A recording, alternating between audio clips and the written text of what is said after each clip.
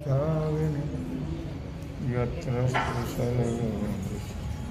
दाम्ना स्वेन सदा सत्यं परं सत्यं सत्यं गोपाल कृष्ण भगवान।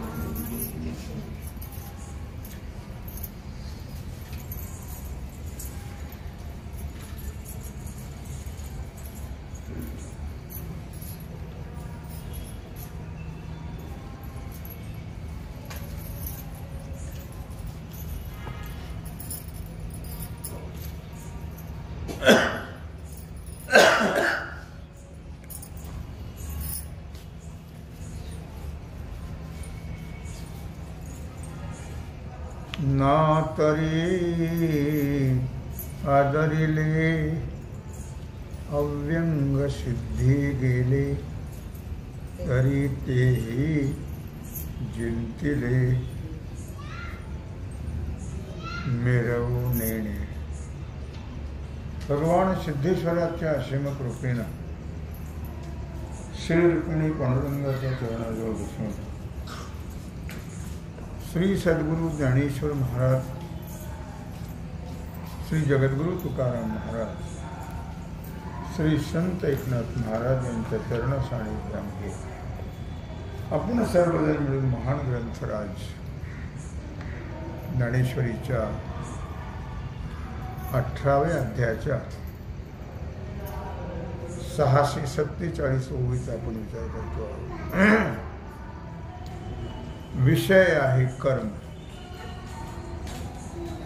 ना तरी आदरिले अव्यंग सिद्धी गेले तरी तेही जिंतिले मिरवू नेणे।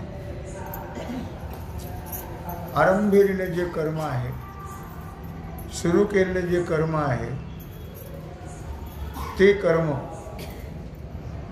यथासांग पार पडलेलं आहे। त्याप्रमाणे निर्दोष असं सिद्धीला गेलेलं आहे, तरी परंतु त्याचाही अहंकार तो सात्विक करता बाळगत नाही। कुठल्याही प्रकारचं कर्म असेल तर त्याचा अहंकार कधीही सात्विक करता बाळगत नाही। या खुणा कर्म करिता देखीजे जो पांडुसुता। आतापर्यंत जे आपण सात्विक कर्माचं मागच्या श्लोकापासून 26व्या श्लोकापासून याचं वर्णन केलेलं आहे,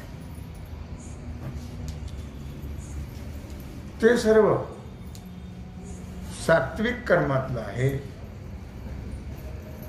आणि एक महत्वाचा भाग असा आहे, त्याच्यामधला जो मार्मिकपणा जाणतो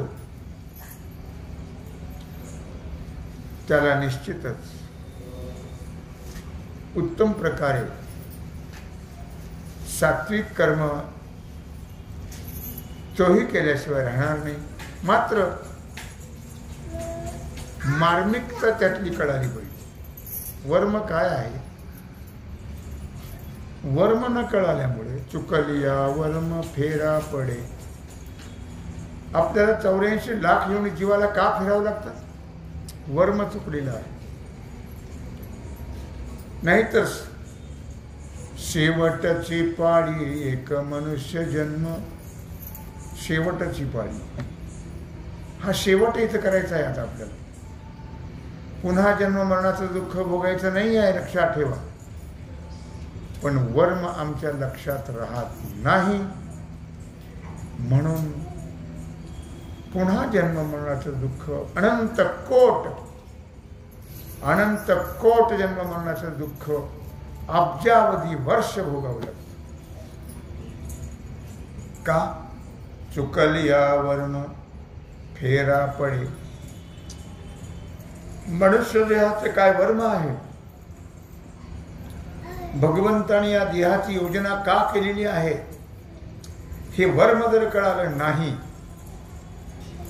तर अनंत कोट जन्म मरणाचं दुःख भोगल्याशिवाय कधीही चुकत नाही. म्हणून हे वर्म आहे. हे वर्म लक्षात ठेवलं पाहिजे. नक्कीच की बाबा मनुष्य देह या 84 लाख योनीमधून भगवंतानी आपल्याला हा देह दिला, सुंदर देह. हा कशा करता दिला? उगीच आला जन्मा केला कलमा तरीना फिटली भ्रांत गड्या, लटपट पंची करोणी सारे व्यर्थ गमिले दिवस गड्या, जन्माला आला हेलान पाणी वाहून वाहून मेला. कळणं फार महत्वाचं आहे आणि ते इथंच कळतं. कळण्याचं ठिकाण जे आहे ते फक्त एकच, या 84 लाख योनी. इथं जर ते आपल्याला कळलं नाही, म्हणून तुम्हाला अगोदर सांगितलं, शेवटाची पाळी एक मनुष्य जन्म. इथं आपल्याला जन्माचा शेवट करायचा आहे, पण आपल्या ते लक्षात नाही आहे. आपण ते लक्षात ठेवत नाही. ते लक्षात ठेवणं, त्याप्रमाणे वागणं फार गरजेचं आहे. आपण लक्षातही ठेवत नाही, जीव लक्षातही ठेवत नाही आणि त्याप्रमाणे वागण्याचाही प्रयत्न करत नाही. म्हणून एवढा अमोल उत्तम देह मिळून सुद्धा शेवट होत नाही.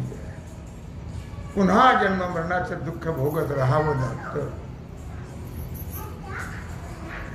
म्हणून खरोखरच तया ते म्हणिपे तत्वतः म्हणजे खरोखर सात्विक करता. हे ज्याला कळलं, हे ज्याने अंमलात आणलं, आचरणात आणलं, त्याचं नाव आहे सात्विक करता.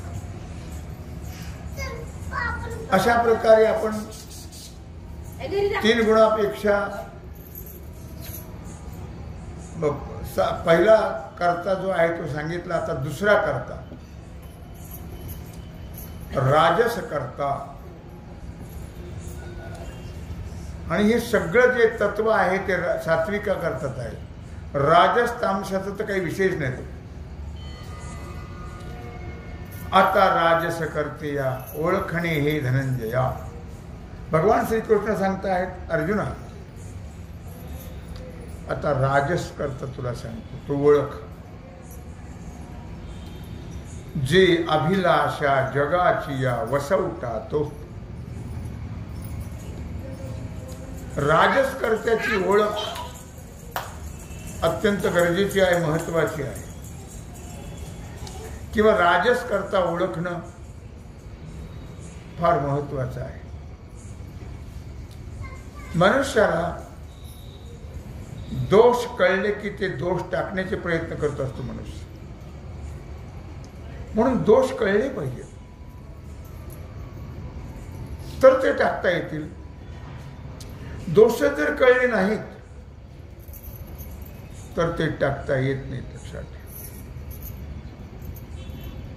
तांदळातले खडे दातावाल्यालाच काढता येतात का बोचऱ्या माणसा? नाही. बोचऱ्या माणसाला तांदळात किती खडे घातले तसे दोष हे आंधळ्याला कळत नाहीत. लक्षात ठेवा. हे डोळसाला कळतात. मग जीव कशात मोडला जातो? तुका म्हणे आंधळी ती संसारे. तुका म्हणे आंधळी ती संसारी. जी नाही हरी ओळखिला. तुका म्हणे आंधळी ती संसारी. तेच करत आले, तेच करत राहणार, पुढे तेच करणार. अरे संसार संपवण्याकरता मनुष्य देह आहे, संसार वाढवण्याकरता नाही. लक्षात. संपवण्याकरता. पण काय करणार? डोळे नसल्यामुळे तुका म्हणे आंधळी ती संसारी, जेही नाही हरी ओळखिला. हे बिचारे संसारिक जीव हे आंधळे आहेत. पिछे से आई आणि आगे धकाई. मागून जे आलं ते पुढे चालवत राहतात. निदान आता तरी सुधारायला काही हरकत नाही, पण सुधारण्याकडे ते लक्ष देतच नाही. म्हणून भगवान सांगतायत, अर्जुना आता राजसकर्त्याची ओळख तुला सांगतो. काही फायद्यात पडलं तर पहा. कुणाला म्हणतात? अर्जुनाला. कोण म्हणतो? भगवान. रागी कर्म फल प्रेप्सुर लुब्धो हिंसात्मको शुचि हर्ष शोकान्वितः कर्ता राजस परिकीर्तितः. रागी कर्म फल प्रेप्सुर लुब्धो हिंसात्मको शुचि. जो विषयाभिलाषी आहे, कर्मफलाची इच्छा करणारा आहे, राजस कोणाला म्हणतात? जो विषयाभिलाषी आहे, कर्मफलाची इच्छा करणारा आहे, लोभी आहे. लोभ तर कोण आहे तुम्हाला माहीतच आहे. लोभ कोण आहे? पापाचा बाप आहे, लक्षात ठेवा. लोभ विषय कोणात चालला? राजसी. राजसीला लोभ सुटत कोण नाही, लक्षात. राजसी सात्विक नाही करत हे लोक. राजसी प्राण्याची हिंसा केल्याशिवाय राहत. हिंसात्मको शुचि अशुचि.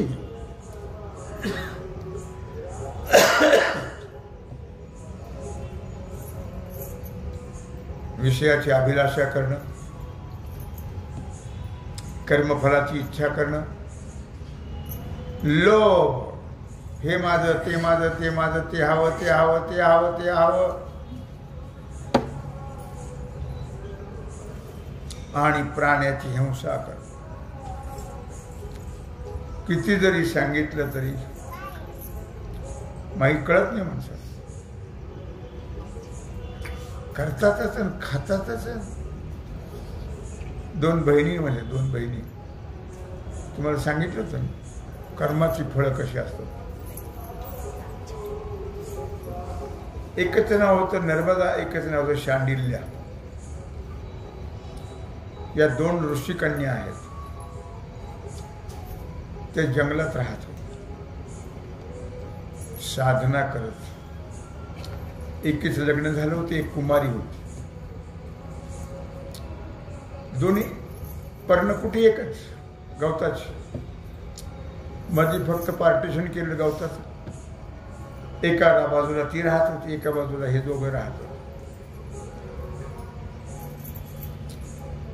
एकदा काय झालं होतं, गवताची झोपडी ती, त्याला लागली आग. ती अर्धी जळाली, अर्धी राहिली. तिला म्हटलं हा काय प्रकार, चेटुकीला काही नाही. बहिणी बहिणी सख्याजवळ कोणी असलं तरी ते द्वेष करता एकमेकाचा, कोणी असो. बहिणीला बहीण सहकार्य होईल म्हणून जावाला जाऊ देतात असं, पण ते प्रेम राहत नाही ना. अतिपरिचयात अवज्ञा. सख्या बहिणीसारख्या राहतच नाहीत अशा प्रकारे. तिला वाटलं नक्की नक्की चेटुकीला पाहिजे. काय केलंस तू? का माझी झोपडी जळवली अर्धी, तुझी का राहिली? एकच आहे गवत. तर ती म्हणजे तसं काही मनात आणू नकोस. तो मनात येणं स्वाभाविक आहे. आणि नेहमी माणसाच्या मनात चांगलं येतच नाही. तो काय दुर्दैव आहे कुणास ठाऊक. नेहमी मनुष्य निगेटिव्ह विचार करतो.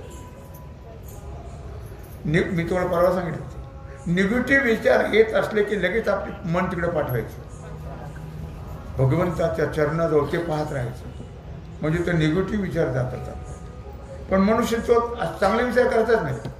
असा प्रकार तो चांगला विचार कर, वाईट विचार करू नको. मी काही झोपडी जाळली नाही. मग कशी जाळली?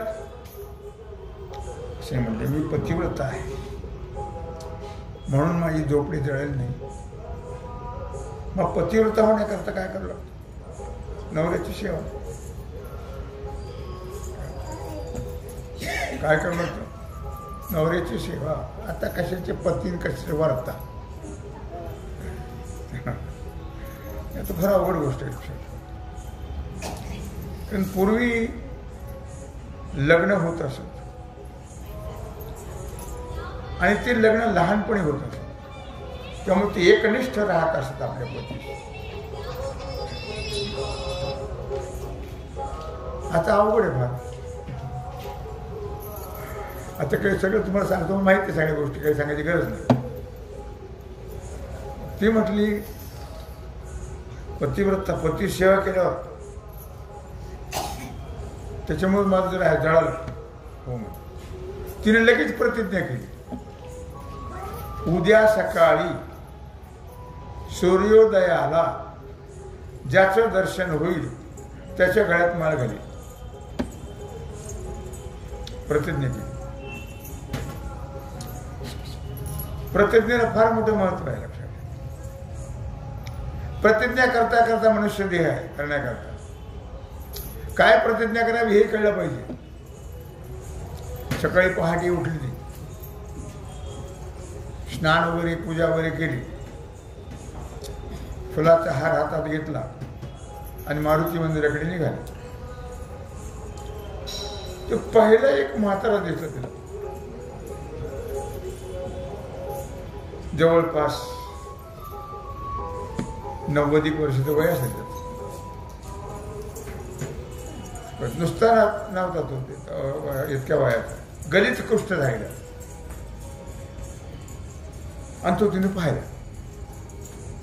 प्रतिज्ञा आहे, तुला 17 मला 15 असं नाही प्रकार. प्रतिज्ञा आहे. तिने त्याच्या गळ्यात माळ घातली. त्याला दिसतही नव्हतं. तो म्हटलं कोण आहे, काय प्रकारे हा, काय घातलं माझ्या गळ्यात? ते म्हणजे माळ घातली. कशामुळे घातली? तुम्ही माझे पती. तुझं वय किती आहे? 20 वर्षाचं. माझं वय 90 वर्षाचं. आज उद्यावर आली माझी पाळी. गरीब खूप सारे आहेत, धड दिसत नाही, धड ऐकू येत नाही. जरा विचार करायचा का? हुशार. ती म्हणली माझी प्रतिज्ञा आहे, काय व्हायचं ते होईल. ठीक आहे. उचल त्याला पाठशी घेतलं, गिनी घरी आणि सेवा सुरू झाली. लक्षात ठेव, इतकी सेवा की बस सकाळ संध्याकाळी फिरायला नेणं काय, गाड्यावर बसणं, गाडाच केला काय, सगळी सेवा करायची. त्या सेवेचा परिणाम असा की त्याची प्रकृती ठीक होत चालली. सेवेचा परिणाम. स्त्रियांच्या सेवेनं माणसाला चांगलं होतं असं लक्षात. स्त्रियांच्या सेवेने माणसं सुधारतात. फार महत्व आहे त्याला. ते सुधारणा होत चालली त्याच्यामध्ये. तिने रोज अशा प्रकारे त्या गाड्यावर बसवण्यात मग पाठशी घ्यावं आणि सकाळी पहाटचे सकाळची हवानला खाचा दावा ते फिरून यावं. एकदा ती फिरायला जात असताना एक वेश्या दिसली. वेश्या तर सुंदर होती बाळ. याला दिसायला याने विचारलं कोण आहे? काय करते आपल्याला कोणी का सांग सांग ना कोण आहे म्हणजे घरी गेलो सांग फिरून घरी गेले कोण आहे ती बाई ती वेश्या आहे कोणी का असं ना माझं मन तिच्यावर गेले तर बोंबला महाभारतात कथा आहे लक्षात ही वेळ कोणाचं ऐकून सांगत नाही ना मग ठीक आहे काय हरकत करेल मी प्रयत्न पतिव्रता आहे ना पतीची या माता अनुसरूनच आले पतिव्रता ती रोज तिच्या दारात उभी राहायची वेश्येची बरेच दिवस झाले एक दिवशी बाहेर आले ते पाहिलं कोण ग तो म्हटलं मी नर्मदा आहे इथं काय उभी राहिलीस तिने सगळी कहाणी कथा सांगितली ते म्हणले काय हरकत घेऊन ये गेली घरी सांगितलं त्यांना आनंद झाला फार दुसऱ्या दिवशी सकाळी पहाटे लवकर घेऊन ये स्नान घालून स्नान वगैरे केलं कपडे वगैरे घातले चांगले आणि घेऊन चालले मला मुद्दा सांगायचा तो आता पुढे आहे घेऊन चालली ती जात असताना मांडव्य ऋषी होते मांडव्य त्यांना सुळावर दिलं आणि ते योग सामर्थ्याने असे आधार होते सुळाच्या वरती होते ते सूळ त्यांना अजून स्पर्श करत नव्हता योग सामर्थ्य आणि ती जरा सकाळची पहाटची वेळ होती एवढं दिसत नव्हतं ती जोरात चालली तिला धक्का केला धक्का लागल्यावर ते सूळ पोटात घुसल्यावर पण त्याला राग आला ऋषी येत तपस्वी येतो कोण आहे ज्यांच्या स्पर्शाने माझ्या पोटामध्ये सूळ घुसलेला आहे तो सूर्योदयाला मरण पावेल काय सांगितलं सूर्योदयाला मृत्यू होईल त्याचा त्याचा धक्का लावला होता ना झाला तर ते सगळीकडेच जायचं राहिलं मग ती पुढे जंगलात गेली त्याला टेकवलं खाली आणि बसली ध्यानधारणा करत सूर्याची आराधना करत सूर्यच उगवतोय कसा ती बघते म्हणते कळलं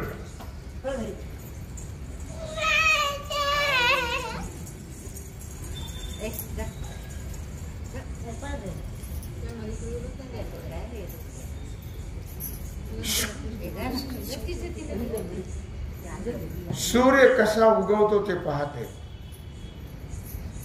तपश्चर्या आहे लक्षात ठेव सेवेचं फल आहे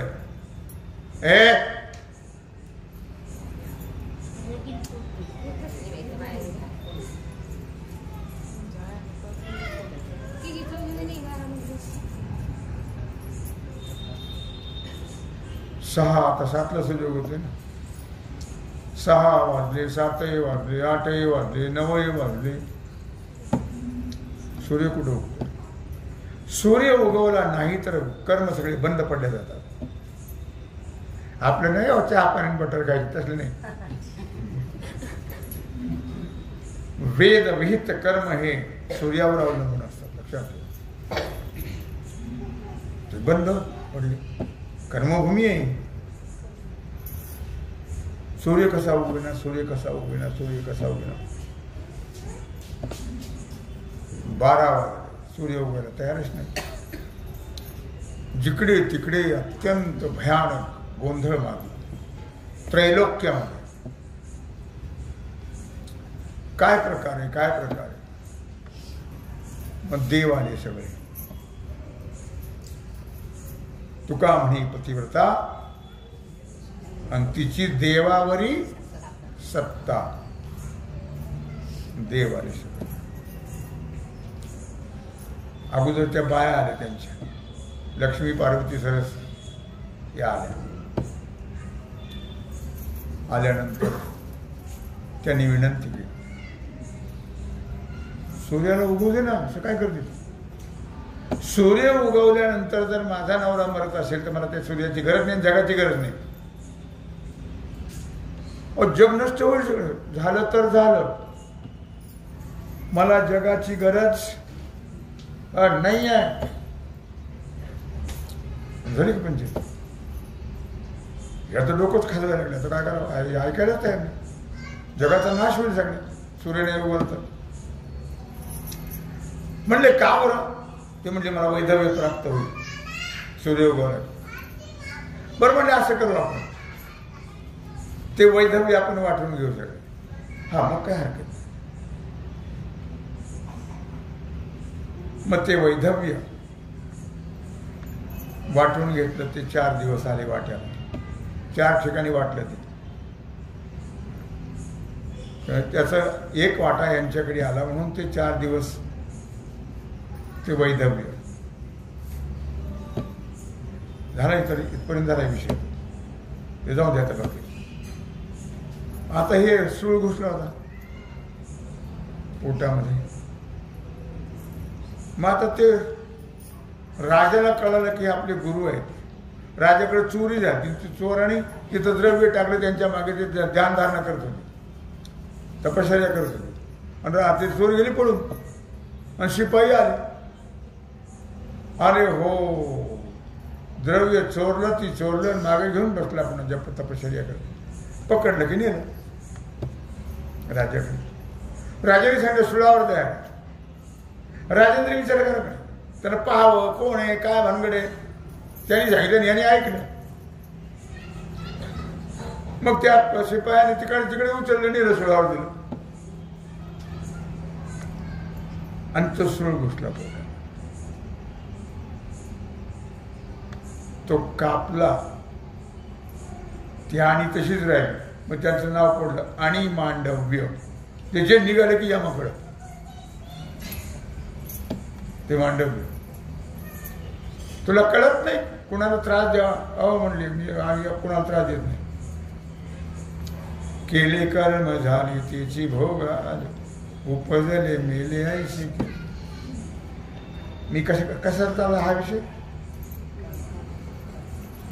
हे कशाकडे सांगून राहिले मी मज्जा म्हणून. मग कशा करता,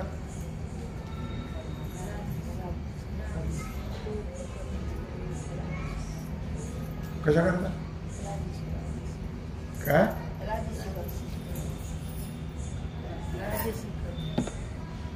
राजसी कोणत्या कर्माबद्दल सांगतोय? कोणी नाही जागा. हिंसा काय श्लोकात शब्द आहे? हिंसात्मको अशुचि. बदला द्यावा लागतो हिंसा करणारे, हे लक्षात ठेव. त्याच्याकडे सांगतो. मग ते जास्त होतील, मग त्याला कोण मारील? तू तुझ्याकरता राक्षस आहे का? तुझ्याकरता त्यांचा कोंबड्या बकऱ्यात जन्म आहे का? नाही. त्याचा बदला द्यावाच लागतो, असं महाभारतात ती कथा सांगितली. तेव्हा तुमच्याकडून घडली चूक त्याचं फळ आहे. यमधर्माने सांगितलं, लोटांगण घातलं बाबा, पूजा केली त्यांनी. आम्ही कोणालाही चुकून फळ देत नाही. काय घडलं होतं माझ्याकडून? म्हणजे तुम्ही लहान होते आणि शौचाला बसले होते. तिथे एक भुंगा आला. भुंगा तुमच्या समोर. भुंगा घेतला तुम्ही आणि त्याला खालून काटा टोचला आणि ती भरूर तुम्हाला बरं वाटलं. लहान मला बरं वाटलं. लहान होतं ते तुम्हाला बरं वाटलं. ते नाही आज्ञानात केल्यावर माफ असतं. त्याचं हे फळ आहे. कथा सांगली काय? रागी कर्मफल प्रेपसो लुप्तो हिंसात्मको अशुचि. पुन्हा ते हिंसा करणारे लोक जन्मभर अशुद्ध असतात. त्यांनी कुठली साधना केली तर फलद्रूप होत नाही. आणि झाली तर ती साधना त्यांना नरकाला नेते. हे विसरता कामा नाही. लक्षात ठेवा. त्यांना एक तर काही करता येत नाही. आज खाल्लेलं अन्न ते 32 दिवस राहत. त्याचं रक्तवीर्य तयार व्हायला किती दिवस लागतात? 32. मग तोपर्यंत पुढे चालूच की ते कायमस्वरूपी अशुद्ध राहत. आंघोळ केली की पवित्र झालं का? म्हणजे आज घाण तशीच आहे ना. म्हणून अशुची ही हिंसा करणारे किती कर्म सांगितले? 3. एक विषयाची अभिलाषा सांगितली, एक कर्मफलाची इच्छा सांगितली. फुकट कर्म करत नाही, इच्छा धरूनच कर्म करतात फलाची. आणि तिसरं सांगितलं लोभी. आणि चौथं हिंसा. लोभी आणि हिंसा. त्या लोभीबद्दल तुम्हाला कथा सांगितली होती मी. अशा प्रकारे हे स्वभाव आहेत राजसी करत्याचे किंवा राजसी माणसाचे हे स्वभाव आहेत. आणि अपवित्रता, हर्ष विषादाने नेहमी व्याप्त असतात. ते हर्ष विषाद, त्याचं नाव आहे राजसी करता. असं भगवान श्रीकृष्ण परमात्मा सात्विक करता झाल्यानंतर राजसी करता सांगता आहेत. त्याचा विस्तार दृष्टांत देऊन माऊली कसे पटवतात आपल्याला जीवाला, ते आता पुढच्या ओळीपासून 650 ओळीपासून त्याची सुरुवात होईल. माऊली पण त्याचा विस्तार करत आहे. कारण संस्कृत आपलं कुठं कळतंय.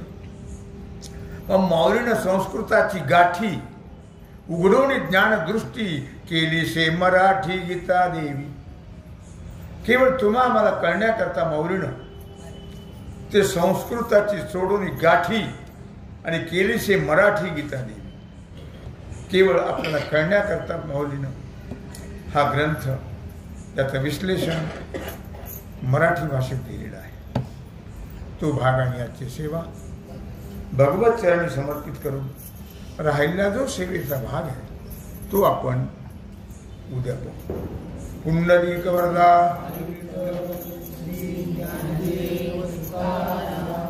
ओम नमः पार्वतीपते हर हर महादेव. आता विश्वात्मके देवी देवी